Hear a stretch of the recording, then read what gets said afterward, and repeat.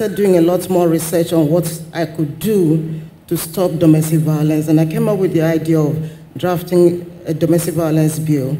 And I went to about 12 states to campaign for its passage into law. In most of the states I went to, I did some kind of public engagement on that law, or on that bill at that time.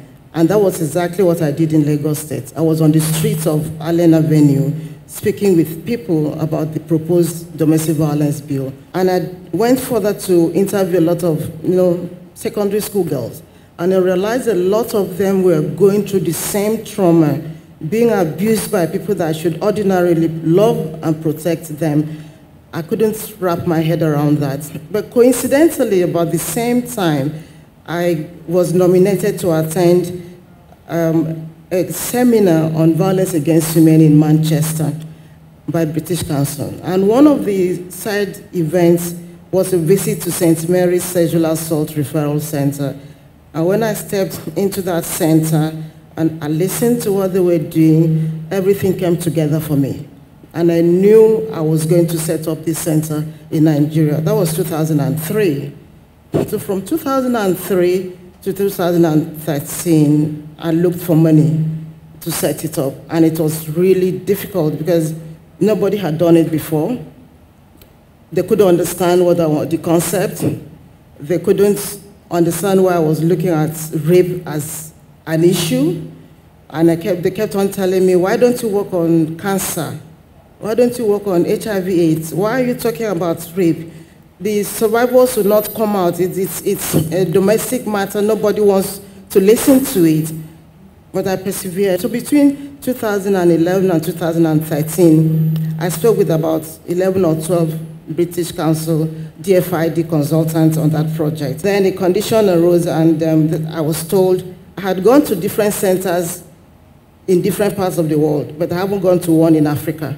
So you have to go to a center in Africa. So I went to Rainbow Centre in Sierra Leone. I spent about 10 days, and then I came back and they said, Itoro, we are going to fund this center. We were so happy. It was such an emotional moment for us. But we had challenges because the Justice for All program insisted we had to have an MOU with the hospital. Now, you know what the civil service is like, and we applied and we waited and we did all the advocacy visits. At a point, we threatened to bring in the media because we couldn't get the signature on the MOU. Also because they couldn't understand the concept. They couldn't understand the fact that it's going to be free. What's your interest in this, and why do you have to make it free? Eventually, we got started on July 1, 2013, and we waited. Will they come? Will it be a wasted effort? I think that first month we had about 21 clients, and we're so very happy. But along the years, it improved such that at times we have, some months, we have over 100 clients coming to seek treatment. So as of last month, we had seen 4,514 clients that had come in to receive treatment at the center. Thank you. The youngest clients, we call them clients. The youngest client that has come in is a 3-month-old baby, and the oldest is a 70-year-old grandma. And we've also seen over 100 boys that have come in for treatment, and we are happy when we get that number because we can use it to tell men that say it's a women's affair, that say it's because of the way you were dressed and all that. And so if a 3-month-old baby is raped, what was she wearing? So that for us is very exciting. So what do we do there? We provide medical services, we provide drugs, we provide counseling, we provide information about the legal system, we do change of school, we do, in fact, anything that our client wants us to do, we are ready to do it. If we don't have the money, we knock on doors. We tell you why we need to get that done.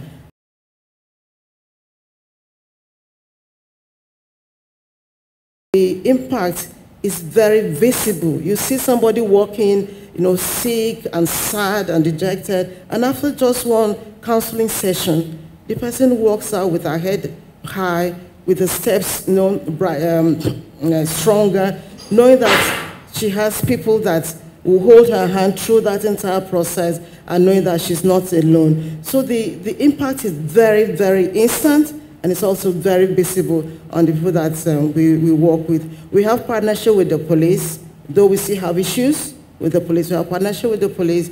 We work very closely with the government. We work very closely with all stakeholders, the churches, the mosques, the schools as well, because we go to all those schools. And I want to also say that whatever successes are recorded by the Mirabel Centre is because of the commitment and passion of the staff. And in terms of prevention, rape happens because of all of us. Rape goes on because we all have kept quiet. The only weapon a rapist has, or the strongest weapon of a rapist, is silence. The minute you begin to speak out against rape, the rapist runs away.